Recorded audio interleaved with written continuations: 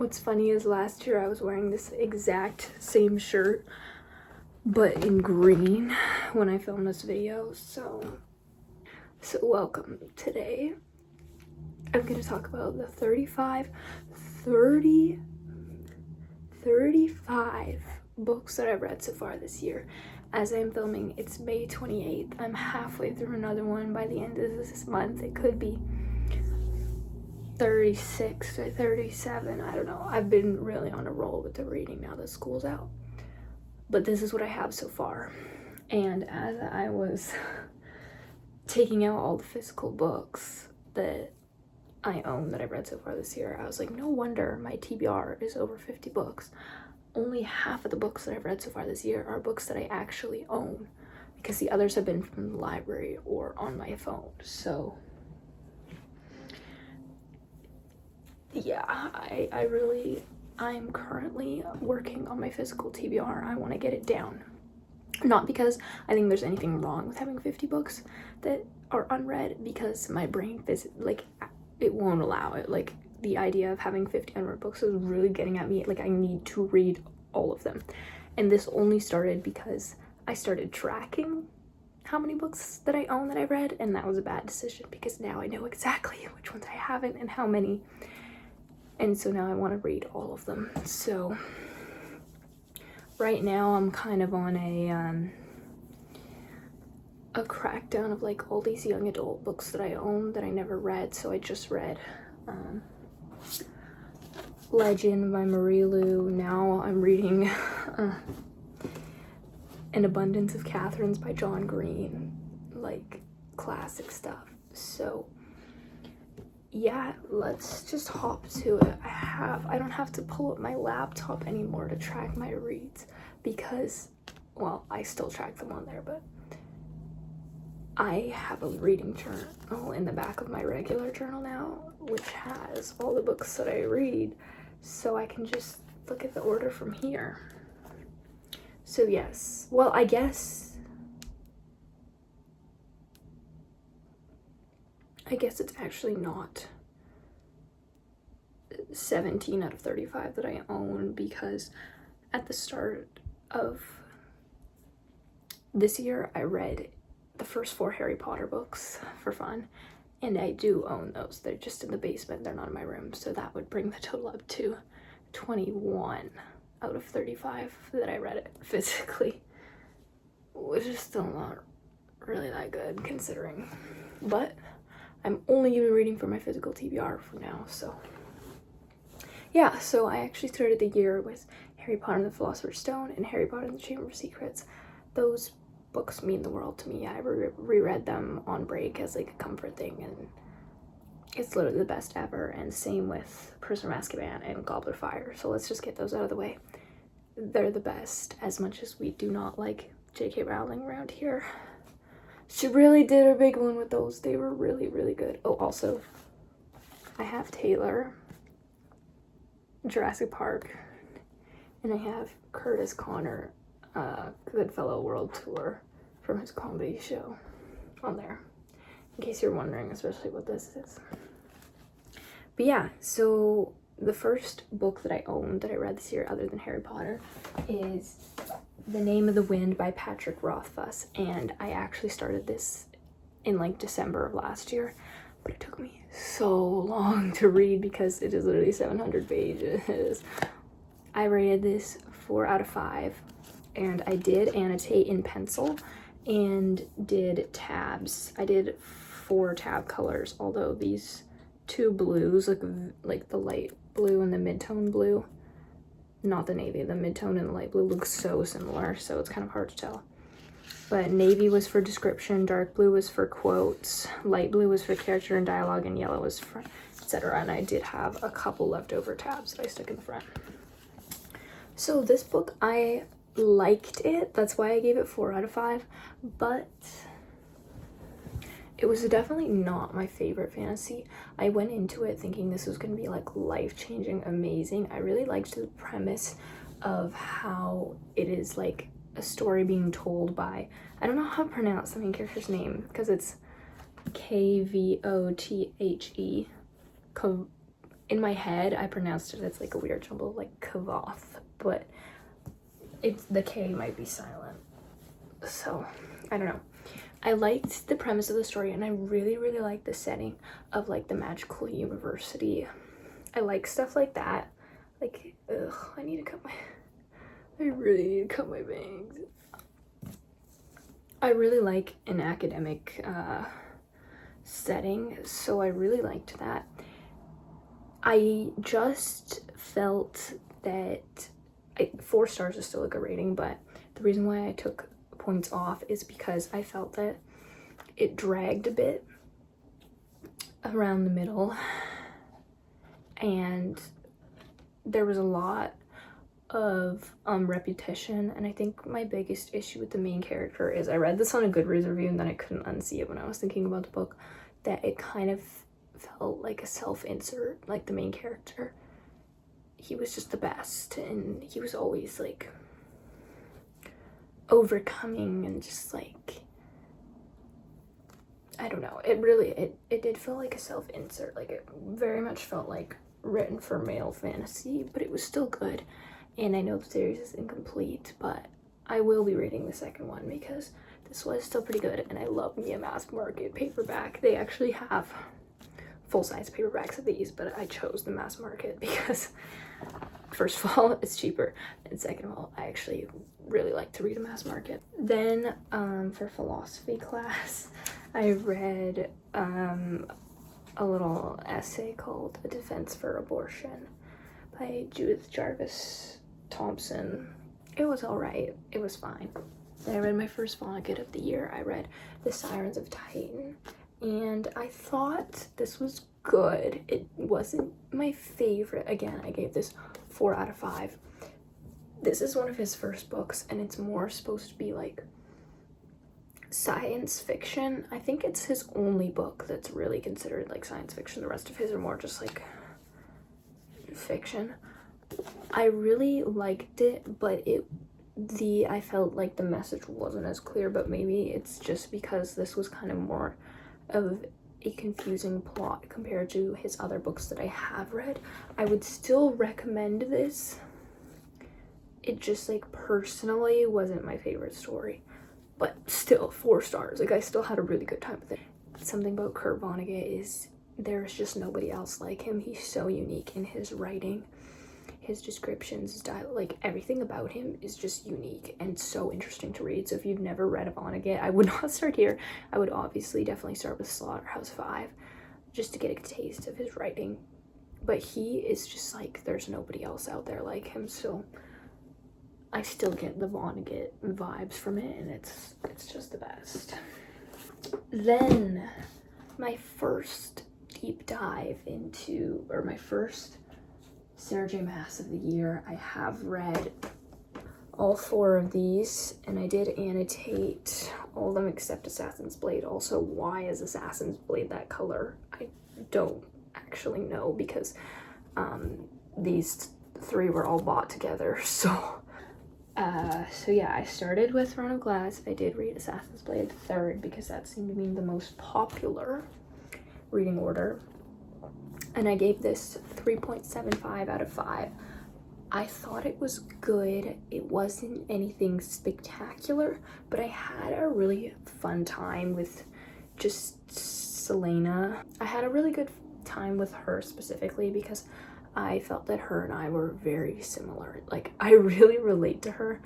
I think her and I are very similar, so I had a really good fun time with her. Again, though, there wasn't a lot of substance in this first book. And in this first book, I was low-key a kale. How do you say his name? In my head, I pronounce it kale, like the vegetable, but I doubt that's how you say it out loud. I've actually never heard anybody say it out loud. Okay, well, I'm sorry, but I'm gonna be calling him Kale for the rest of this video, and if that's wrong, people just have to cope. Yeah, I thought this was good. I didn't think it was anything outstanding, but it was good enough that I was like, okay, I'm invested in the characters and I want to see what happens next. Also, smells great. And I fully annotated all these books, as in highlighter, pen, pencil, multiple tab colors. I'm going all out just because I felt like everybody says this series is so good. You only get to experience it once, and everybody says this is like the best series ever made for some reason. So like I was like, okay, I guess I gotta tab it if it's gonna be so great. Like I'm gonna wanna tab it and I'll regret it if I don't. So far I don't know if that was the right decision. Then I read Killer Instinct by Jennifer Lynn Barnes, and that is the second book in the Natural series, and I did read the third one also this year. And I can say so far that Killer Instinct has been my favorite of the three. I gave this one 4.25 out of 5. I really like Dean. I'm Team Dean. I also like Michael. It's almost like Michael might have been better for Cassie, but I like Dean, like personally. Like I just liked him more. I really like the Natural series, which was a huge surprise for me because I hated the Inheritance games. Like I can't even say I didn't like it. I can literally say with full certainty that I hated that book. Like I literally hated it. I gave it 1 star. So me giving the Naturals a try was like a big deal. And I really liked it. So it paid off. Well, the first book I gave 3.75 out of 5 last year. This one 4.25, and then Bad Blood, which we'll get to, I gave 4. So they're solid. Then I reread Wuthering Heights because we had to read it for English class in university, but I did already read it in summer 2023 or summer 2024, either between 10th and 11th grade or 11th and 12th, I forget.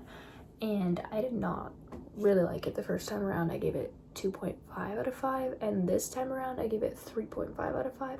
So it did get promoted, but not by much. I thought it was better this time around, I guess, with the insight of my English teacher adding depth to the story by explaining things. That kind of helped, but it's definitely not in my favorite classics. And I think that people get really obsessed with the first part of the book, and then they forget that as much as the second generation tells another story of how Heathcliff and Cathy's entanglement affected them, it's just, in all honesty, not as interesting. Like, it is just not as interesting to read about, and I don't mean that in a mean way, but it just isn't, because Cathy and Heathcliff's relationship is like really the heart and the most intriguing part to read about to most people, I think. If you like the second part of the story, I mean, that is great for you. I definitely felt like it was not as interesting. I still read it like in a couple days. Like, it did not take me that long to speed through, but yeah, I would not recommend Wuthering Heights. First of all, as a first classic. Second of all, because I know a lot of people were reading it before the movie, which don't even get me started. But I would not recommend it as a first classic. I would not recommend it as a favorite classic. I would recommend it as an okay classic. But there is a certain demographic of people that I would maybe be like, this might be your cup of tea. It's just not my favorite. Still good, like a 3.5. It's not dastardly, but yeah. Then we continued with the Sarah J. Maas Best, and I read Crown of Midnight, and this is where I started to have some doubts about how I felt. I ended up giving it 4 stars because the end really redeemed it for me, but around the middle I was really feeling like I wanted to back out of the story because I was not interested in Selena and Cale's romance. This much of the book, or this much, was just a romance, and it was really, I really didn't like it, mainly because her friend Nehemia is the only logical person in this entire book for most of it. And like I said, I relate to Selena. I think her and I are similar, but she was really pissing me off because I know damn well if my friend was saying all this stuff about her people getting enslaved and killed and wanting to make a stand about it, I would be wanting to do something. And meanwhile, I'm just in lovey-dovey land with my boyfriend, my security guard boyfriend of the king, who loves the king, who's also evil, who I say that I don't like, but I really don't do anything. And I'm best friends with the prince, who doesn't do anything either. None of us are doing anything, and we're all just having fun and having a good time, while our only person of color friend is just like suffering. So when they finally started actually doing stuff in the last bit, I was liking it, and I was locked in, and I gave it 4 stars. Looking back, I would maybe bring it back down to 3.75, but it's kind of too late for that. So yeah, I already rated. So yeah, so far when I was reading this here, I was like, this is not like a god tier series for me yet, because not that much is really happening. Like, I'm not getting that Throne of Glass is epic fantasy, like men are only calling it romantasy because it's written by a woman. Like, Throne of Glass is high fantasy, epic fantasy, it's this huge epic, and so far I'm getting girl doesn't want to stand up for her friend and just wants to make out with this guy who I don't even really like anymore. So yeah, I was not getting the high fantasy vibes at the time. Then I read Fated Throne by Caroline Peckham and whoever the other author's name is, I forget, I'm sorry. This is, I think, the 6th book in the Zodiac Academy series, and this is when I decided to DNF. I gave it 1 star. So the story between me and Zodiac Academy is back in the fall of last year, fall of 2025. I started just like hate reading it before bed, and I actually started to like kind of enjoy it like around book 3. I think that's Shadow Princess, or book 4. Book 3 and 4. Wait, is Fated Throne the 5th or 6th book? How many of these books did I read? I actually don't know, but I was like reading them before bed, like a couple chapters before bed every night, and it was so fun because first of all, the plot makes no sense. The world building is terrible. The characters are so annoying, but it's like a car crash, you can't look away. Like, it's so entertaining. And I did end up liking like our 2 main characters, Darcy and Tori. Like, they're fun, they're nice. The plot was just like, it was so bad it was good. Like, especially around the 3rd, 4th book, or 4th, 5th, I think, I was really eating it up. Like, I was like laughing when I was reading it in bed. I was like and I was like, oh, I was making faces when I was reading parts. And then Fated Throne happened, this book happened, and it was the most mind-numbingly boring, too many POVs, and it was just getting, like, it wasn't fun hate reading anymore, it was just bad. And so I had to DNF it at like 80%, which you may think is like, oh, you made it pretty far, you could have just finished. It's like over 1,000 pages on my phone. So yeah, no, I was done. And would I ever go back? Maybe. But I did decide to look at the ratings of like actual fans, because when you get to this point in the series, like, a lot of people read the first Zodiac Academy book and were like, this is crazy, I'm not continuing this because what is going on, like, this literally makes no sense.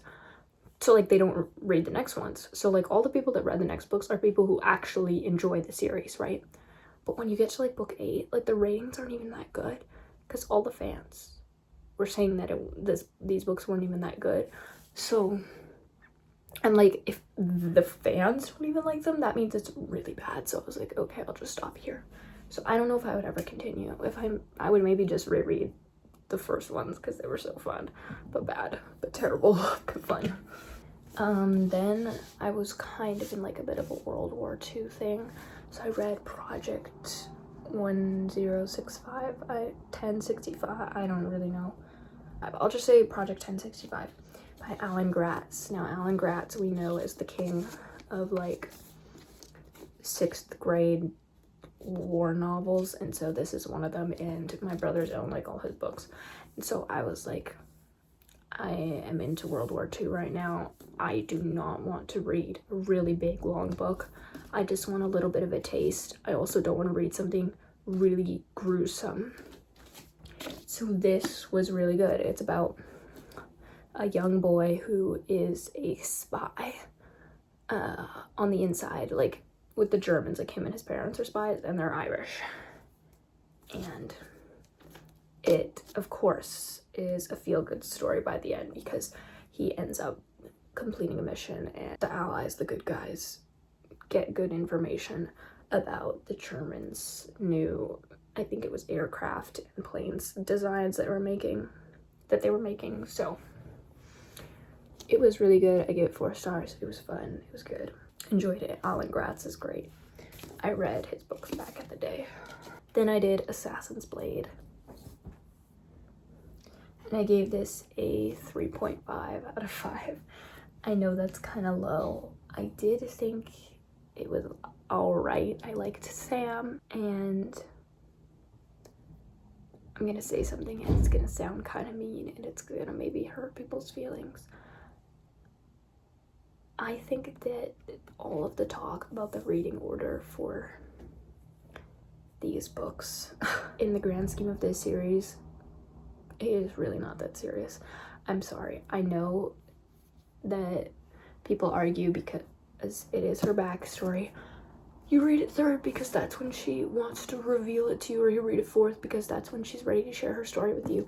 You read it first so you can get a good understanding of her backstory. Like, it's really not that serious. Like, you guys actually, yeah, I really didn't think it was that serious. I'm sorry. And the reason why I thought this was a big deal was because I thought it revealed a certain thing that is revealed at the end of Crown of Midnight. I thought that was the reason why people were making a big deal about it. And then I read this and I was like, oh, so it didn't reveal this. I thought that's why we were arguing about it going first or third, because it reveals the big thing that's revealed at the end of Crown of Midnight. But it doesn't. And so I liked the story at the start with the pirates. I kind of liked the one where she was training in the desert. I thought the ending was really sad, but overall it wasn't something super memorable for me. Then I read a romance book on my phone called Fragile Sanctuary, and it was by Catherine Cowles. She writes like small town romance, and the girl, she was like a victim of a house, like her house was set on fire. Her parents died. She's restoring her house. The guy, the love interest, is an ex-FBI agent or CIA.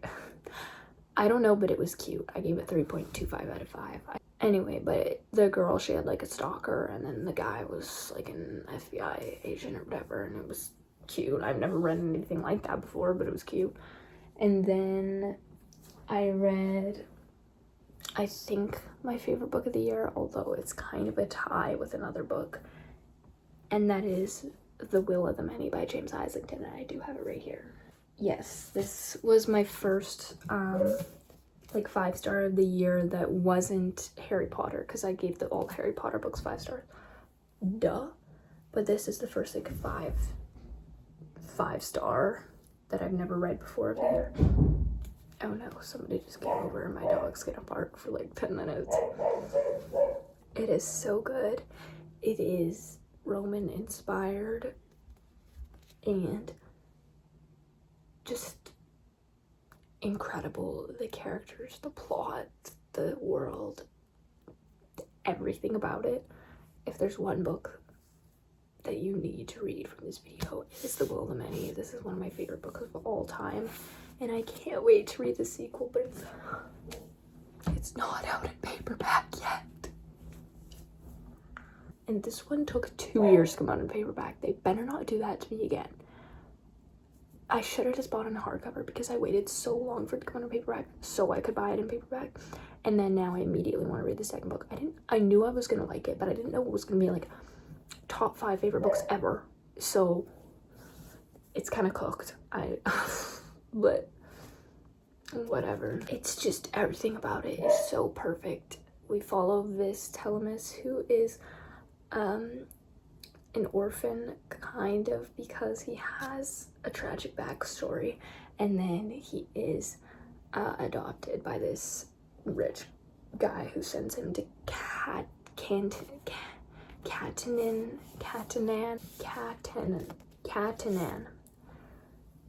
So he's going to Catanan Academy, and he's kind of becoming a spy for the man who adopted him, quicksilver. It's best to just go in not knowing much, because that makes it so much better. It's just so good. So then on my phone, I read another Catherine Cowles book, but this one I rated 2.25 out of 5. When I read it, I realized, oh, I think all her books are just the same, and this one was not as good as the other one that I read. It was still good, but it wasn't that good, because I gave it 2.25. It just wasn't, it was just repetitive and not that interesting, and I wasn't as attached to those characters as I was to the ones in the other book. So me and Catherine Cowles were not really reading her books right now anymore, because I think all her books are just kind of similar. But she's found her niche, and I love that for her. Mystery, small town, romance, high stakes. Somebody's always trying to kill the female main character, and the male main character is there to save her. And you know what? It's a vibe. Then I read my first ever Frida McFadden from the library. I found it in large print at the check-in cart, and I really hated it. I read The Crash. I gave it 1 out of 5 because it was I don't read thrillers really because I get scared kind of easily. It was the least thrilling thing I've ever read in my entire life. It was so boring.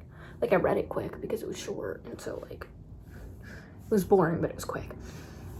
But it was so unthrilling. How is that even a thriller? It was so bad and predictable and bad. Y'all Frida McFadden stands, you need to pick up some Holly Jackson. I'm actually serious. Then I finished A Curse Carved in Bone. It was pretty mid. I gave it 3.5 out of 5. See, here was when I was kind of in after I read The Will of the Many, I was kind of in a mid era of books. Yeah, I read A Curse Carved in Bone, which is the sequel to A Fate Inked in Blood, which are Norse fantasy inspired. I just wasn't in love with the second book. The first book I gave 3.75 out of 5. This one I gave 3.5. I just thought I just wasn't really attached. And so it just wasn't my favorite to read about, and I thought that the plot was kind of just it hinges on gods, and that's not I wasn't super invested in that, and I also wasn't really in love with the plot structure. And her and Bjorn, they were supposed to be enemies, but they weren't for that long, and somebody got tricked, but then they were good, but then they got tricked. It was just a lot of back and forth, and I wasn't really into it. These are the only books that I've read by Danielle L. Jensen. I haven't read The Bridge Kingdom or anything, so I don't know if I will. In a shocking turn of events, I reread Ignite Me. This was one of my favorite books, as in 5 stars. I reread this because I wanted to read Watch Me by Tahira Mafi. I knew that the second book in the New Regiment was coming out soon, so I knew the next book in the New Regiment was coming out soon, so I wanted to read Watch Me. But to pre-game for Watch Me, while I was waiting for it to come in from the library, was to read Ignite Me, because that was the best of the Shadowing books. Everybody agrees. In a shocking turn of events, I did not like it anymore. And this is my 3rd time reading it. The first 2 times, 5 stars. This time, 2.75. So, all of a sudden I realized I don't like it. I thought that Adam actually wasn't being that unreasonable. He said some really nasty things to Juliet that are pretty unforgivable, but he also was not unreasonable for disliking Aaron. Because, one, nobody filled him in on Aaron being secretly this really good guy, so he was still under the impression that Aaron was evil. 2, Aaron hung him in a warehouse and tried to murder him, or in a slaughterhouse and tried to murder him. 3, he stole his girl. So, like, Adam had low-key reasons to not trust him and not, like him that much. It makes total sense, and I just wasn't into it. I might be outgrowing YA, but I found everybody kind of just obnoxious, and oh yeah, this was not a good time. Then I listened to my first ever audiobook, full audiobook. I listened to Where Sleeping Girls Lie by Farida Abike Iyamide. And I had actually read Ace of Spades by her before. Sorry. I own it, and I did not like it. I gave it like 2 stars. But this one I actually really liked. I gave 3.75 out of 5. I thought the vibes were really good. It was like a boarding school, and it was mystery, and it had to do with race, like these privileged kids being racist, and I just thought it was really good. I liked her main character, and it really felt like a step up for her with me, and so I hope she writes another one like that. I would read it or listen to it on audio. Then from the library I read The Reappearance of Rachel Price by Holly Jackson. I gave it 4 out of 5. I thought the ending was alright. I liked it. It was not as good as Good Girl's Guide to Murder. I maybe should have given it a lower rating because I didn't love it that much. It's too late now. I thought the main character was alright, but she was nowhere as good as Pip, and the love interest was definitely nowhere as good as Ravi because he wore really weird outfits, and even a bad Holly Jackson book gets 3 stars. Not bad. Even a not as good Holly Jackson book is still 3 stars better than a Frida McFadden. So, for English class, I read The Dew Breaker by Edwidge Danticat. It's about dew breakers, which were these terrible, terrible people in Haiti who worked for the government, their police. They killed so many people. They basically committed genocide in Haiti, and it was really brutal and terrible, and it's about a girl who finds out her dad was a dew breaker, and he had lied to her and said he had been in prison, but really he was the prison guard, like hurting people and killing people in Haiti. And so then it's a series of short stories about other people who were directly or indirectly affected by her father and the dew breakers, and it was really good. Again, 3.75 out of 5. I had never heard about the dew breakers, aka the Tauntaun Macoute, because there are so many untalked about genocides across the world. Yeah, Edwidge Danticat has lots of books, so maybe I'll read another one of hers one day. Then, oh, I forgot one.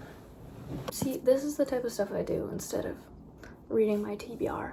For a little bit of comfort, I decided to reread Looking for Alaska by John Green. This book and show changed my life. They made me the person that I am today. Alaska Young is literally me. I relate to her so much. I actually think the show is better than the book, and I hate to say it. I gave this 4.5 out of 5, but this show just delves so much deeper into the characters and the action. Denny Love and Christine Frosted, bro. And Charlie Plummer, but Denny Love and Christine Frosted, bro. It gets me to this day. It's just like I can say with full certainty that this book literally shaped who I am and changed my life. I don't think I'll be saying the same thing about An Abundance of Catherine's, but still, like, this book is so good. And I recommend people to read this when they're in like 9th or 10th grade because it will really change your high school experience, I feel. And then I read Watch Me by Tahira Mafi, and I was expecting, since I did not like Ignite Me, I was like, shoot, what if I just don't like her writing anymore? But I don't know what happened, but this one was a 4 out of 5. So I don't know what happened with Ignite Me, but Watch Me was like the Shatter Me that I remember. Like that was the series that I remember loving. Like getting these glimpses of Aaron and Julia and Kenji grown up, and then having James and Rosabelle. Like it was really good. It was actually really good. I had a good time, and I'm gonna be reading the new one soon. What is it called? Release Me, I think. I'm on the queue at the library, so it's not the kind of book that I would buy. Like now, Shatter Me is not the kind of series. Like I feel like I've evolved. It's not really the kind of series that I would purchase for myself. Then I actually did this on audio because, okay, let me preface. I did City of Glass, the third book in the Mortal Instruments. I listened to this on audio because I looked for this book at the thrift store for months and I could not find it. So I was like, fine, I'm just listening to it on audio. And I gave it 3.5. It was good. I'm just really excited to do Infernal Devices now because I had to do this first before I could do Infernal Devices, and everybody loves those. So I'm super excited. Flash forward, I go to the Children's Hospital book sale and I find like many copies of this book, like multiple. So like actually the universe was playing with me, but now I own it so I can have it on my shelf, and it was really cheap. So sorry, I had to grab a sweater. I think my favorite thing about these books is the dialogue is like unhinged. What we need back in fantasy books is like funny, unhinged dialogue.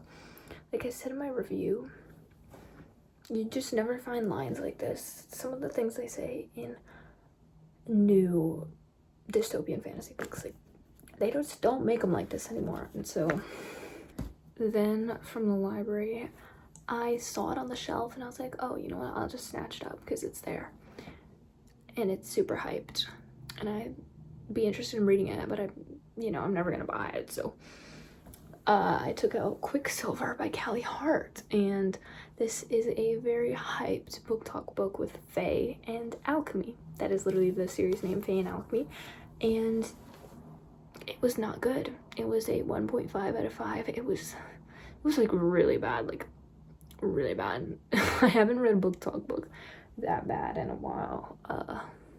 Like a certified book talk book. The romance was really cringy. The world was weird. Nothing happened for a lot of it. One of the main characters is named after like rotten flesh or something.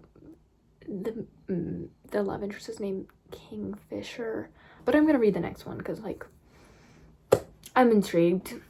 And then another book from the library, I read Culpability by Bruce Holsinger. This is a fiction book about AI in the modern age, and he's a professor, so you could definitely tell that vibe. I've never read a book where the main character is like a middle-aged dad before, and so that was kind of funny. He felt super real. I gave it 4 out of 5. I quite liked it. I thought it was pretty good. I would recommend it for adults to read because they are not very well versed into the world of AI and what is truly going on with all that. For somebody like me who is pretty young and in the times, I already kind of knew a lot of the themes. I almost wish there was a bit more of the story between the daughter and the chatbot that she's talking to in this book, because we get scenes of that, but it's not as much. I wish we got to delve deeper a little bit into that. But yeah, it was pretty good. I would recommend. Then I went on vacation, and on the plane I read Persuasion by Jane Austen. When I got home, I had I think under 100 pages left, or 100 maybe, around that. Okay, I'm sorry there's been so many interruptions. It's really like it's inconvenient, but it's all right. One of my favorite classics of all time, Emma, is one of my favorite books of all time by Jane Austen. 5 stars. This is a 4.5. It was so freaking good. The quotes, the yearning, oh my goodness, this is real romance. I'm half agony, half hope.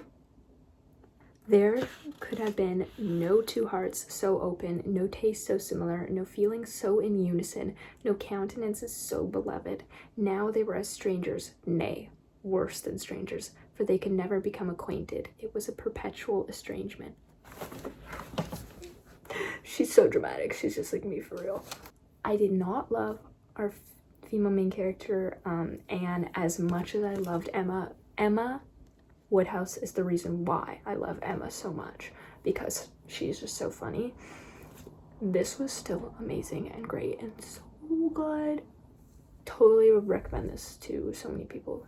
Then was when I read, it was not Bad Blood, sorry, it was All In by Jennifer Lynn Barnes. That was the third book.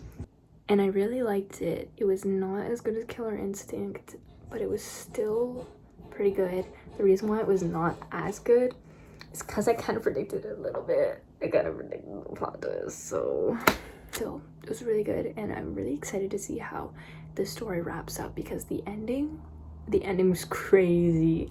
And then I read Fire by Sarah J. Maas.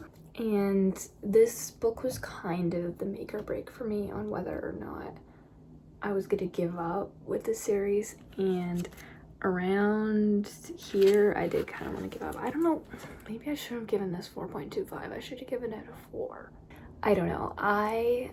The part about this book that got me was I really, really hated Kale and Dorian doing jack shit all the time, and Kale just being so annoying about Selena. Like, at least Selena is grieving her friend and like is actually trying to make a difference now, which I appreciated. To me, it is really, really offensive that she didn't feel the drive to make a difference until her friend, spoilers, until her friend Nehemia passed away. To me, that is just really, it aches me in a way. I really liked Rowan, and I really liked the whole plot line with Selena, and I liked Manon. I liked her. Not my fave, but Kale and Dorian were definitely the worst. I knew that Dorian's, again, spoilers for all this, I knew Dorian's girl was gonna die. Like, it was just so obvious to me. She was not living. So that was like really easy to tell. So yeah, I should have given this 4 out of 5. What? I'm gonna change that. I think I will continue this series, but it is not like my top priority series to continue. You know what I mean? Oh, it smells so good though. And the ending, it was quite great. I gotta say. The ending, I guess that's why I gave it 4.25. I'll sit with that. This is why I need to sit with my ratings a bit longer. I'll sit with the 4.25 for like another month, and if I feel that was kind of wrong, I'll move it down to 4. But yeah, I do have my gripes with this book and with Sarah J. Maas in general. I wish she would address her past comments about her birthright trip to Israel, but I think people's politics can change. Just a couple years ago, when I was posting about Palestine, people did not know what I was talking about, and now a lot of those people who kind of ignored what I was saying, they've actually come to the light and come to the light. Okay, I'm not being religious or anything. They've kind of done their research and realized that there is a genocide happening in Palestine. And so I didn't blame people a couple years back for not realizing or kind of not knowing and educating. So if Sarah J. Maas did that, I know her talk about her birthday trip was like 10 years ago. If she feels differently now, I would love to hear it. Based on Selena's politics in these books, I can tell she has very left-wing politics. However, it is a little bit of like a white perspective on left-wing politics, if you know what I mean. I really wish that Nehemia got a bigger role and got to live, because I think her and Selena as a duo would have been really good. I wish that her death didn't have to be the reason why Selena felt educated. You know what I mean? Almost done. Then I read Mother Night by Kurt Vonnegut. This might be my new favorite Kurt Vonnegut book. I gave it 4.5. We are what we pretend to be, so we must be careful what we pretend to be. So freaking good. This is about a man who is on trial for war crimes from Germany in World War II. He was a Nazi, basically, because this whole time he thought basically he was an American spy, and he was broadcasting secret coded messages in his Nazi broadcasts to America to give them information. However, can we really say that he had a net positive on the world when he spouted so much propaganda for the Nazis and basically helped shape the Nazis' party and get them so many followers? He basically helped that. So was he really helping America that much? Because he didn't even know what he was transmitting to them. It was just he was told when to do certain things to send them the message. He didn't even know what he helped them with. It is really, really a good book on morality, and again, we are who we pretend to be, so we must be careful who we pretend to be. Amazing, amazing read. This is a read that everybody needs to be reading in the Big 26. And then the, I think, longest book I've ever read, The Way of Kings by Brandon Sanderson. 5 stars, my second 5-star after The Will of the Many. This book was amazing. Like, I can't even. It was so freaking good. I could talk about this book for hours, probably. This one smells really good too. My favorite character, definitely Kaladin. Shallan,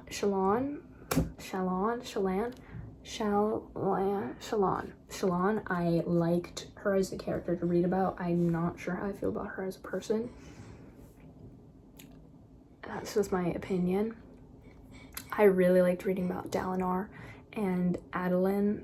Don't know if I'm pronouncing any of these right. I at first was wary of Dalinar's perspective, but I ended up really, really liking it. Kaladin, of course, was just completely my favorite, though. He was just the best. This is one of the series that once my book buying ban is over, I'm gonna immediately be jumping to the next book, which is also the highest rated book on Goodreads. So I'm so excited because this is like life-changing. Like, this is so freaking good. I need to read more fantasy like this. I have a couple kind of like other fantasy series on my list that I'll be wanting to read after this, but the only thing that I have to say that I'm kind of sad about is I actually have seen on Pinterest spoilers for Mistborn, and so I'm really sad because I did actually want to read Mistborn eventually. I picked Way of Kings first, even though I think you're supposed to read Mistborn first, just because this story I gravitated more towards. It's just the plain and simple answer, but I think I saw spoilers for Mistborn, so I don't know if I'm going to be able to read it without it being ruined now. But yes, Way of Kings, life-changing, so freaking good. The politics, the world, the plot, the characters, the dialogue, the quotes, every single thing about it, perfect, amazing, 10 out of 10. I was like, at the point of when we got to the Sanderlanche, I was, no joke, running circles around the sunroom, or like in my sunroom when I was reading this. I was running circles because I was getting so hyped up, and I was like screaming everything.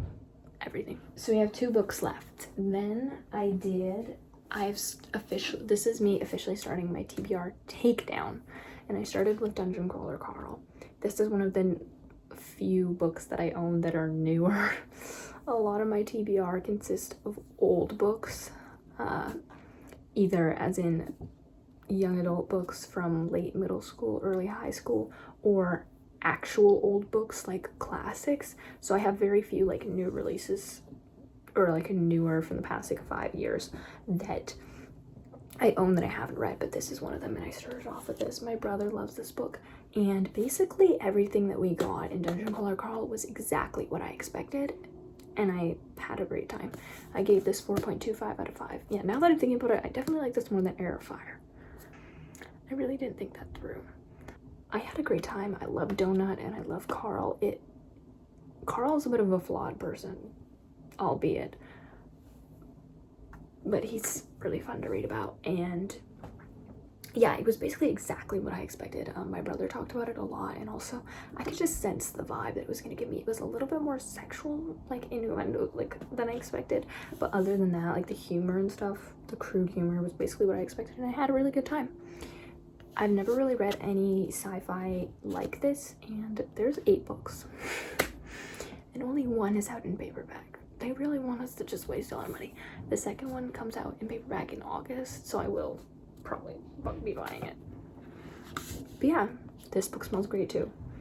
And then the most recent book that I decided to read was Legend by Marie Lu, and I thrifted this along like 5 years ago probably, and I never got to it. And after reading it, I'm like, I could have gotten to this way sooner. I had a great time. I gave it 3.5. It was really fun. And I think if it was longer than 300 pages, it's like 305 pages. If it was like 400, I think I would have rated it higher. I just needed more depth. But I was really getting those 2010s dystopian vibes, and I was having a great time. So I checked. My library does not have these. So I'm either I'm gonna try and thrift them or read them on my phone in the time being. But yeah, so that is all the books that I've read so far this year. I'll try and update as the year goes on. I always do a mid-year reading check, and then I never talk about the books that I read in the second half of the year. I just cut right to the best books. But I'll try and talk about all the books that I read this year at least once, because I do like to talk about books that were bad too and mid, and you know, they deserve a little bit of screen time. Love you, bye.